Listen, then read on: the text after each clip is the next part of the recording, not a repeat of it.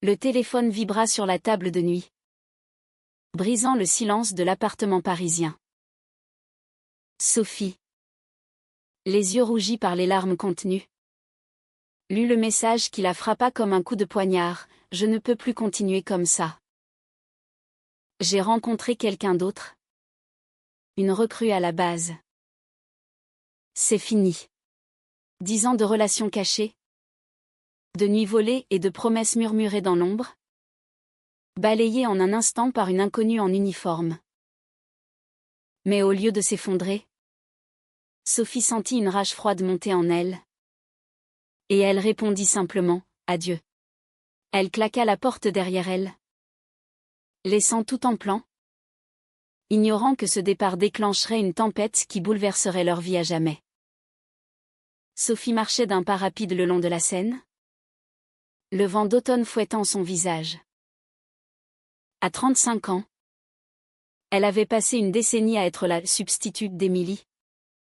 Une femme ambitieuse de 28 ans, officier dans l'armée française, qui refusait d'assumer publiquement leur amour par peur des jugements.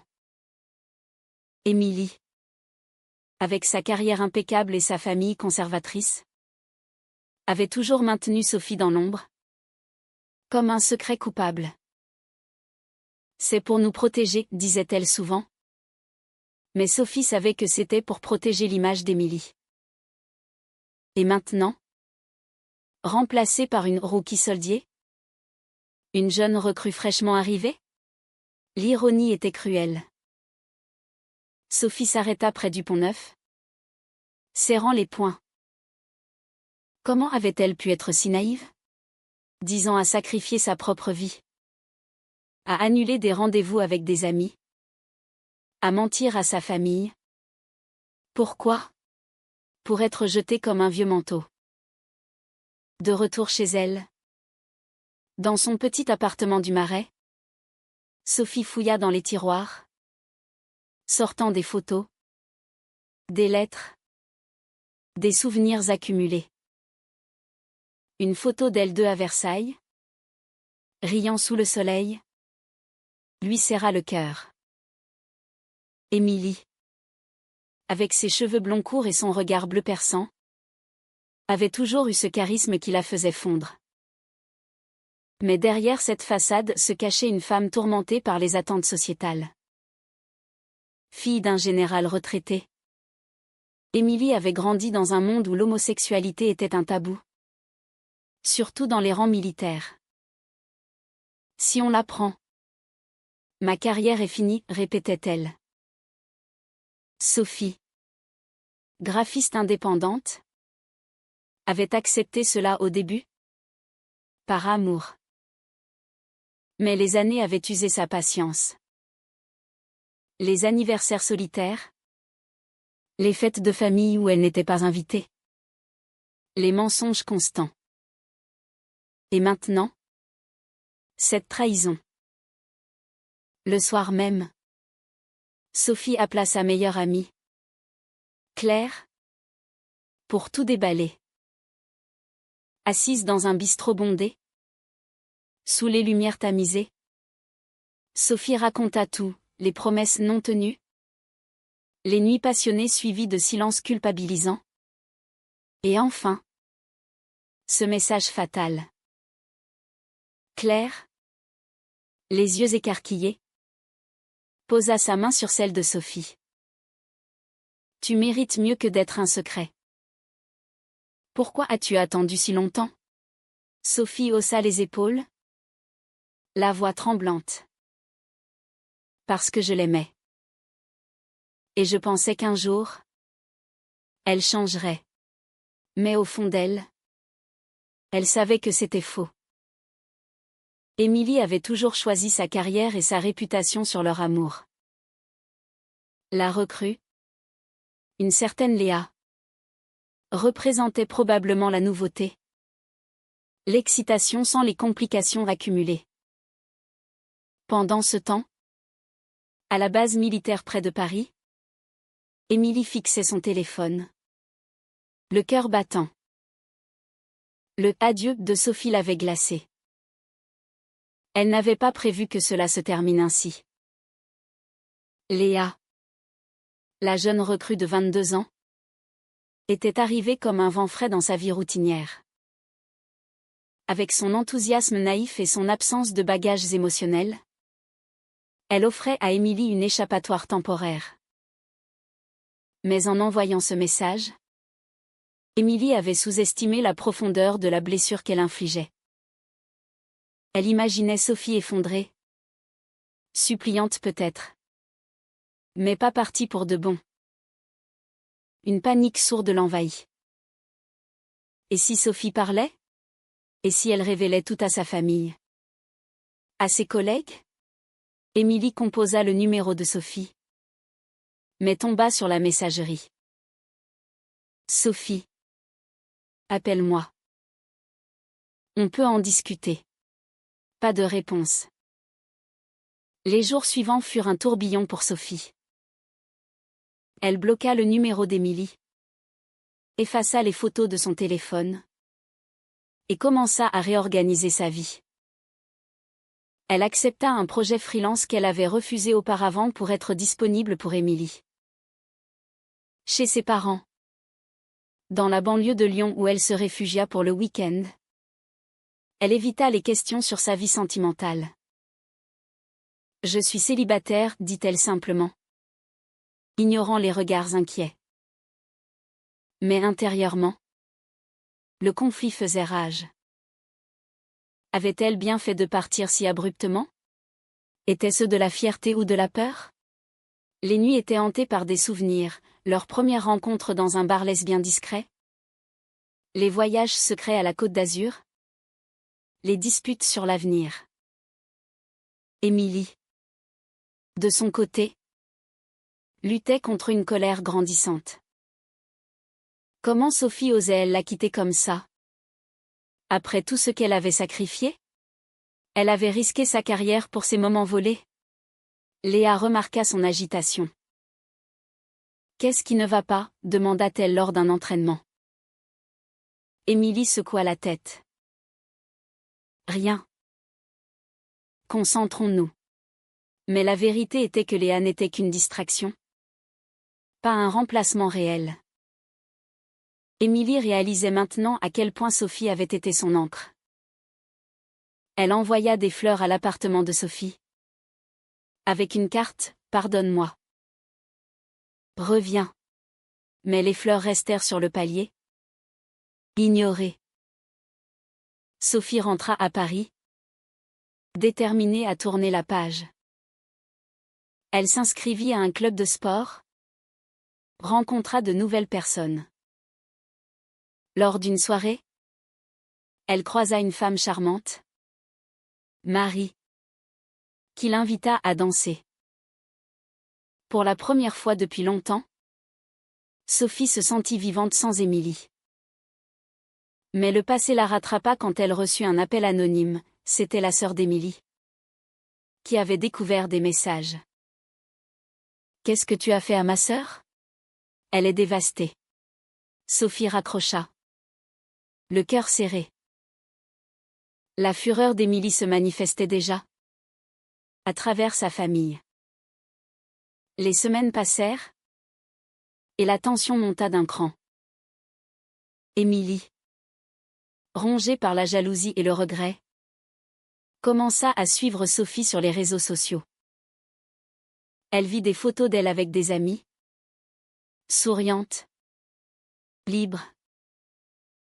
Cela l'enragea. Comment peut-elle passer à autre chose si vite, se demanda-t-elle. Elle contacta Claire, l'amie de Sophie, sous prétexte d'inquiétude. Dis-lui de m'appeler. C'est important. Claire, loyale, refusa. Laisse-la tranquille. Émilie. Tu l'as blessée. Mais Émilie n'était pas du genre à lâcher prise. Elle se rendit à l'appartement de Sophie un soir, tambourinant à la porte. Ouvre. On doit parler. Sophie. De l'autre côté, tremblait. Elle avait anticipé ce moment. Mais pas si vite. Va-t'en, Émilie. C'est fini. À travers la porte, Émilie plaida, je me suis trompée avec Léa. C'était une erreur. Toi et moi. On a une histoire. Sophie sentit les larmes monter. Mais elle tint bon. Une histoire dans l'ombre. Je ne veux plus de ça. Émilie partit. Furieuse. Jurant intérieurement de ne pas laisser Sophie s'en tirer comme ça. Le lendemain, elle rompit avec Léa, la renvoyant à ses illusions juvéniles. Ce n'était pas sérieux, dit-elle froidement. Léa, blessée, quitta la base en larmes, ignorant qu'elle n'était qu'un pion dans un jeu plus grand. Sophie, quant à elle, affrontait ses propres démons. Au travail, elle commit des erreurs, distraite par les souvenirs. Son patron la convoqua. Qu'est-ce qui t'arrive? Sophie, tu n'es plus toi-même. Elle avoua vaguement une rupture, sans détail. Mais la pression sociale pesait lourd. À Paris, malgré les avancées, être lesbienne n'était pas toujours facile. Surtout avec une ex comme Émilie, issue d'un milieu militaire conservateur. Sophie se confia à un thérapeute, explorant ses conflits intérieurs. J'ai sacrifié ma dignité pour elle. Était-ce de l'amour ou de la dépendance? Le thérapeute hocha la tête. Les deux. Peut-être. Mais maintenant? Choisissez-vous. Émilie, de son côté, sentait sa vie s'effriter. À la base, les rumeurs circulaient, on chuchotait sur sa relation avec Léa. Son supérieur la convoqua. Des plaintes pour favoritisme. Attention. Lieutenant. Émilie blêmit. C'était Léa qui avait parlé? Par vengeance. La colère d'Émilie se tourna vers Sophie, qu'elle blâmait irrationnellement. Si elle n'était pas partie, rien de tout ça ne serait arrivé. Elle décida de contre-attaquer. Elle contacta les parents de Sophie, prétextant une amitié perdue. Sophie va mal. Elle a besoin de soutien. Les parents, inquiets, appelèrent Sophie, la pressant de questions. Qui est cette Émilie? Pourquoi ne nous as-tu rien dit? Sophie explosa au téléphone. C'est mon ex. Une femme. Et elle me harcèle maintenant. Le silence à l'autre bout fut assourdissant. Ses parents, catholiques pratiquants, n'avaient jamais su pour son orientation. Sophie. Es-tu? Elle confirma. La voix ferme. Oui. Je suis lesbienne. Et Émilie m'a brisé le cœur. La conversation tourna au drame, accusation de mensonge, pleurs, promesse de prière pour la guérir. Sophie raccrocha. Effondrée. Émilie avait franchi une ligne, exposant son secret familial pour la punir. La confrontation inévitable arriva lors d'une manifestation pour les droits LGBT à Paris. Sophie y participait avec des amis, brandissant une pancarte « Amour sans ombre ». Émilie, venue incognito pour l'espionner, la repéra. Elle s'approcha, les yeux flamboyants. « Tu parles de nous là » siffla-t-elle. Sophie se tourna. Surprise. Non. De moi. De ma liberté. La dispute éclata, attirant les regards. Tu m'as quitté comme une lâche, cria Émilie. Et toi? Tu m'as remplacé comme un objet, riposta Sophie. Des amis intervinrent, séparant les deux femmes. Émilie partit. Humiliée, jurant vengeance. De retour chez elle, Émilie rumina. Elle décida de jouer sur le terrain professionnel. Sachant que Sophie travaillait pour une agence qui avait des contrats avec l'armée, elle contacta un collègue influent. Vérifier leur freelance. Il y a des irrégularités. C'était un mensonge, mais suffisant pour semer le doute.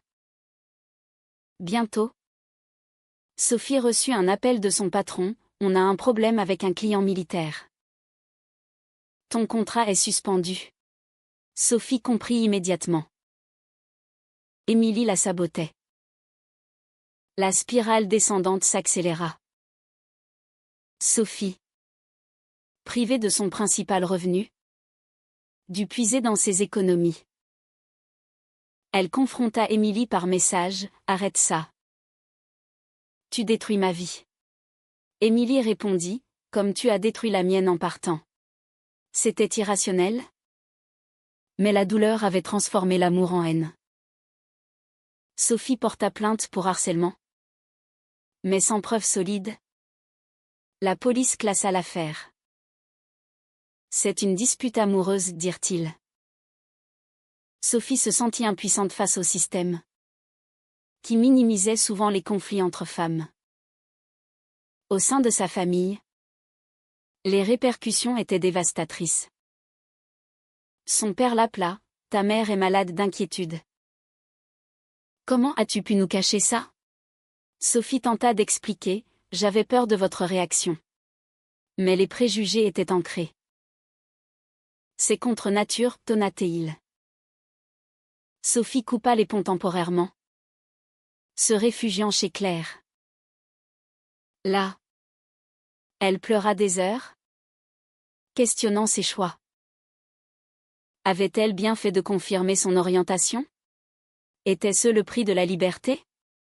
Émilie, quant à elle, affrontait ses propres tourments. À la base, l'enquête sur le favoritisme s'intensifia. Léa témoigna contre elle, révélant leur brève liaison. Émilie fut suspendue temporairement. Son père, le général, apprit la nouvelle et débarqua furieux. Tu salis notre nom. Une femme? Dans l'armée? Émilie, pour la première fois, affronta son passé. Oui. Papa. J'aime les femmes. Et Sophie était tout pour moi.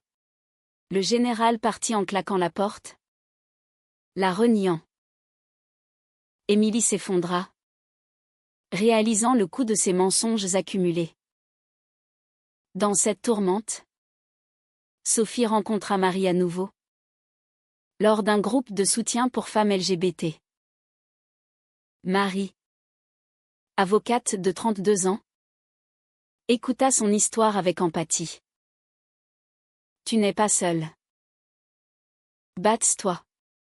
Pour la première fois, Sophie envisagea une relation ouverte, sans secret. Elles sortirent ensemble, timidement. Mais la présence d'Émilie planait comme une ombre. Émilie, isolée, chercha de l'aide. Elle consulta un psychologue militaire, avouant ses conflits. J'ai perdu l'amour de ma vie par peur. Le psy l'encouragea à assumer. Mais la colère persistait. Elle envoya une lettre anonyme à l'agence de Sophie, accusant de fraude. Heureusement, cela fut démasqué. Et Sophie obtint des preuves pour relancer sa plainte. La climax approcha lors d'une audience au tribunal.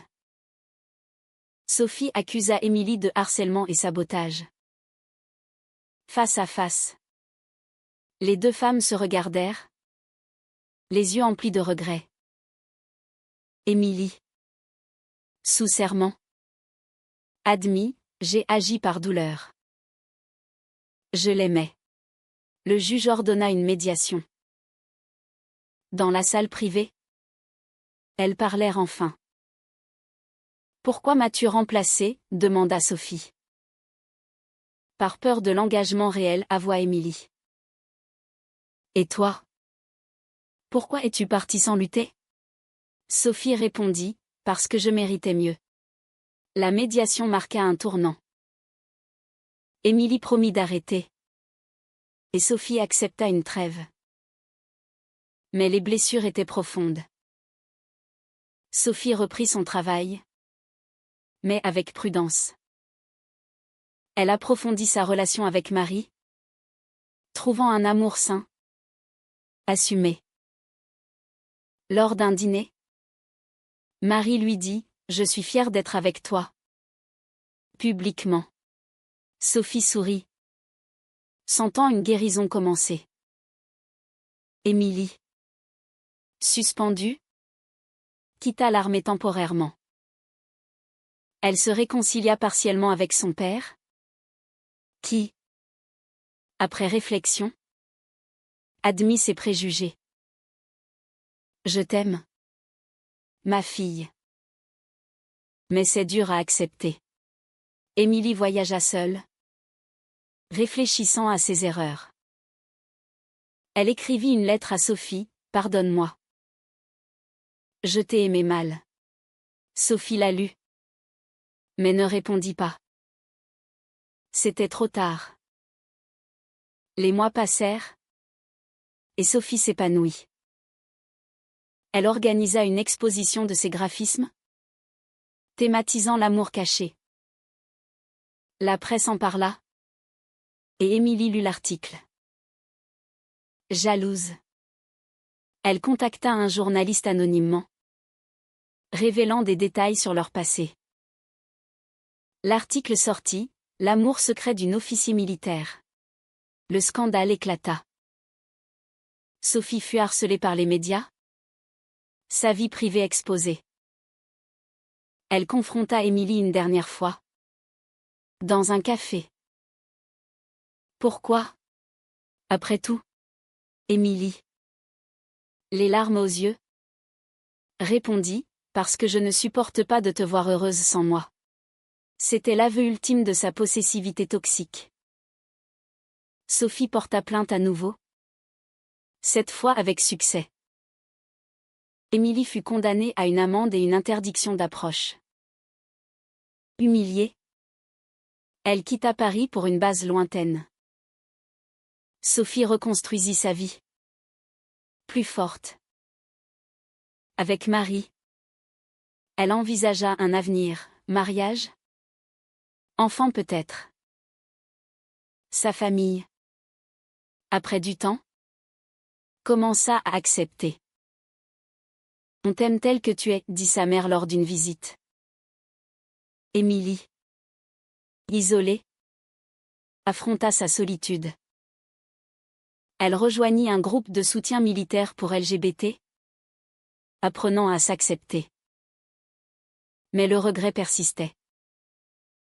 Elle écrivit un journal, analysant ses choix, la peur sociale, les pressions familiales, les erreurs morales.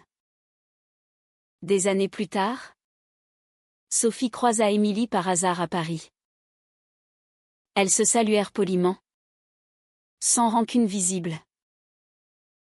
Mais intérieurement, les cicatrices restaient. Était-ce juste que Sophie ait quitté Émilie sans une seconde chance ? Ou sa décision était-elle la seule voie vers la liberté ?